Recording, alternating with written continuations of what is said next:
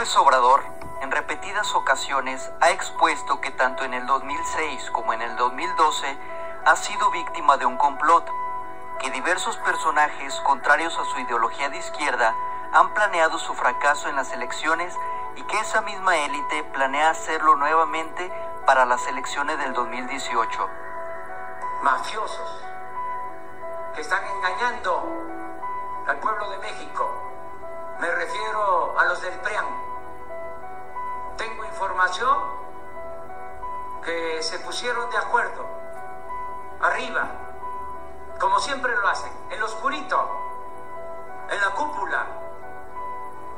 Se puso de acuerdo Calderón, Chong, Salinas y otros. Para otros, la conspiración contra el actual presidente del partido Morena era solo producto de su imaginación.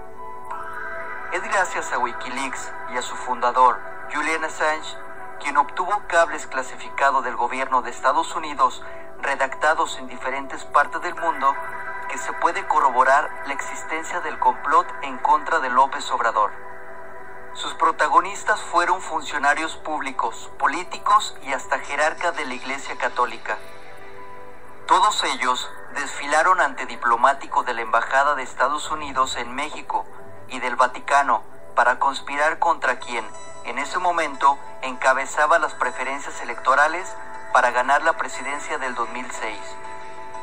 El primero es Arturo Sánchez, consejero federal del Instituto Federal Electoral, IFE, de 2003 a 2010, quien estaba obligado a guardar imparcialidad como miembro del órgano supuestamente independiente encargado de organizar la elección.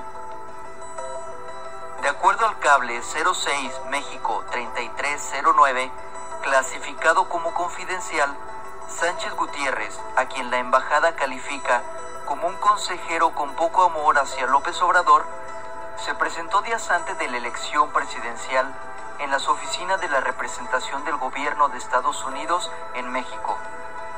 Ahí informó que los resultados de los comicios que se realizarían el 2 de julio del 2006 no se darían a conocer ese día y que AMLO perdería la elección por pocos votos. También abogó por la causa del candidato del PAN, Felipe Calderón. El cable número 06 México 3309 de la Embajada de Estados Unidos en México, redactado el 15 de junio del 2006 por la jefa adjunta de misión, Leslie A. Bassett, lo deja en evidencia. El consejero del Instituto Federal Electoral, IFE, Arturo Sánchez, compartió con nosotros el 14 de junio algunas ideas sobre las próximas elecciones. Él insistió en que a pesar de los problemas técnicos habituales, el día de las elecciones sería relativamente suave, dice el cable en su resumen. En su encuentro con funcionarios diplomáticos del gobierno de Estados Unidos, el consejero defendió los contratos que hizo el IFE con empresas ligadas a Diego Zavala, cuñado de Felipe Calderón. Dijo que el IFE ha hecho uso de una marca común de software vendido por Hildebrando, pero que ellos se lo compraron a un vendedor diferente. Pero Sánchez Gutiérrez no informó que sí existía una empresa ligada a negocios con Hildebrando y que tenían un contrato con el IFE. 2 días después de la visita de Arturo Sánchez a la embajada, el periódico La Jornada publicó que el IFE había otorgado un contrato millonario a la empresa Safran Electronics and Defense para desarrollar un sistema multibiométrico para el Instituto Federal Electoral con el propósito de detectar registros múltiples y fraude de identidad en el Registro Nacional de Votantes. El artículo también señala que IDEX Incorporated, socia de la empresa del cuñado de Calderón, había sido subcontratada para hacer el trabajo.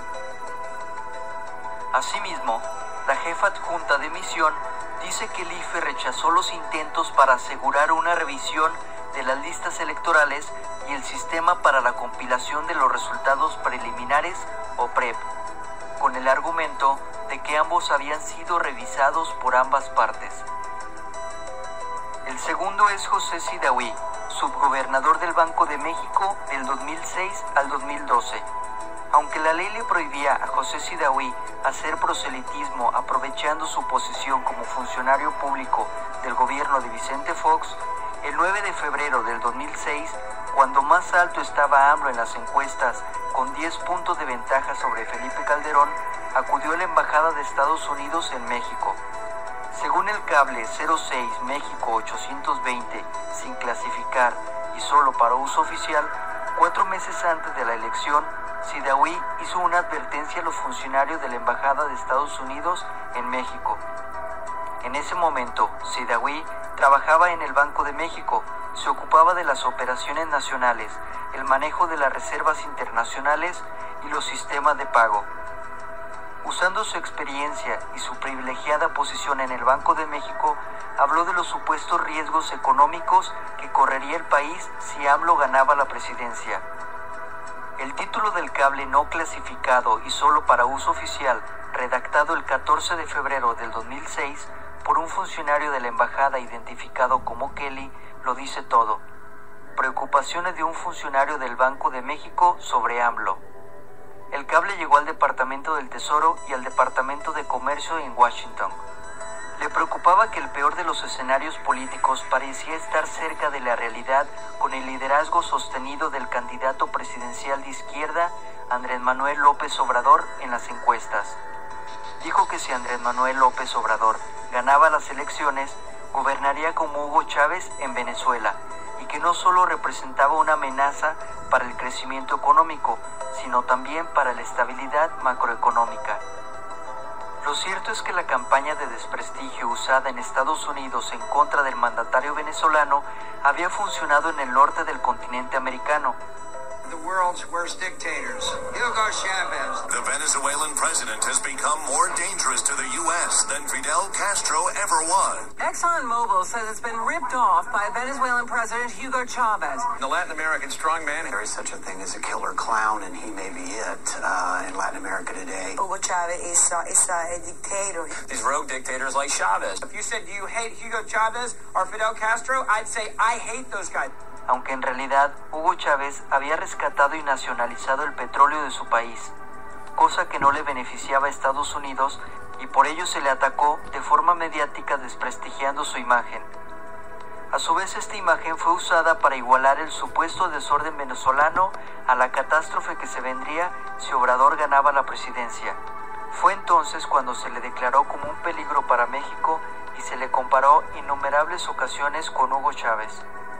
Comenzarán a llegar los fusiles Kalashnikov para armar pues a nuestro pueblo. En México no necesitas usar armas para defender tus ideas.